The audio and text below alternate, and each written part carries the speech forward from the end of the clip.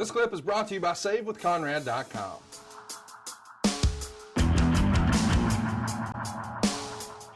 Arn, it's April 9th, and 4,000 fans at the Philadelphia Civic Center for a matinee show were treated to a main event tag team title match where you and Tully fell short to recapture the tag titles when Wyndham pins you. And then 4 days later, on April 13th, Jim Crockett records an episode of World Championship Wrestling that airs on April 16th. You and Tully make quick work of two enhancement talents. Last names are Bowman and Paradise. I didn't make that up. Following the match, you, Tully, and JJ, what a dynamic trio, join David Crockett at the desk. Here we go. Number one seed to Jim Crockett win the World Cup. A chance for $1 million. I know you're excited, and I also know you're excited about your chance to unmask the Midnight Rider in a bull rope match. Well, first let me say the Nature Boy, Ric Flair, the World Heavyweight Champion, is not here tonight, making one of his numerous personal appearances, but of course he's always with us in spirit. And I'm reminded of the words of the Nature Boy when he said, the Four Horsemen are professional wrestling, and let's face it, we are the Crockett Cup. And it's no more obvious than when you look ahead to next week, next Saturday night, the night of the finals, Ric Flair will defend the world title against Nikita Koloff. He's got a lot of pressure. He's defended that title against all comers. Next week is going to be no exception. Tully Blanchard, Arn Anderson have the pressure of going after the Crockett Cup and $1 million. So right away you say, okay, James J. Dillon, Jimmy Crockett got real cute with you, put your name on an open contract that you gave him in good faith, and now you got to face this Midnight Rider in his specialty, this Texas Bull Rope match, and boy, you're going to get busted up real bad. Where are you going to get your help from? Well, let me remind you of something.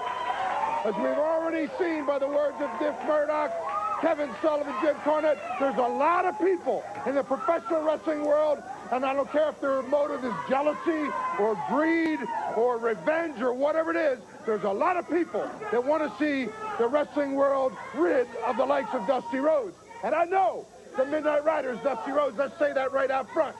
Now, I have no delusions of grandeur. I don't know in the back of my mind next Saturday in Greensboro if I can defeat Dusty Rhodes in a bull rope match. I really seriously doubt that I can. But you see, I don't have to get what I want. All I need to do is just get one good lick in there with that cowbell, just stun him for a minute, just long enough to pull that mask off and expose to the whole world that he is in fact Dusty Rhodes, and then he's suspended not for 120 days, but by Jim Crockett's own words, 1 year everywhere in the world, and even 3 times world champion, out of the limelight for 1 year. Dusty Rhodes, you can kiss your career goodbye. Let me remind you, pal, the Four Horsemen got a lot of friends, and the Horsemen will be there. JJ, you said it all, because, you know, they talk about the baddest of the bad and the evilest of the evil and the backstabbingest bunch of guys there are, and that's what this is. That's why we're on top of the heat.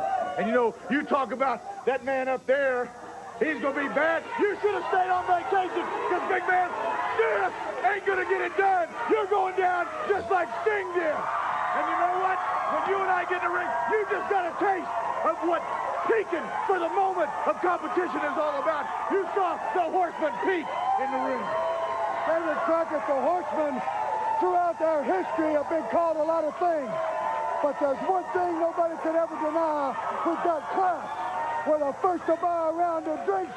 And the reason we are called class, we conduct ourselves like class acts. Everywhere we go, whether it be a restaurant, the mall, a nightclub, or just some little kid that's got something to say if we got the time. Now, a lot of people don't like us, but there's a lot of wrestlers in this business that are jealous of us because of one reason. You see, nobody gave us a lot of money or a big contract or a big bonus or potential. They gave it to us on our track record. First time we came to Jim Crockett Promotions, myself, Tully Blanchard, anybody else, Ric Flair, J.J. Dillon, we were untested.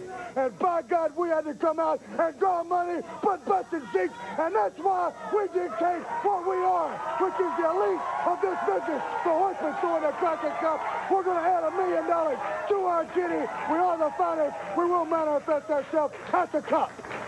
All right, let's go to the ring.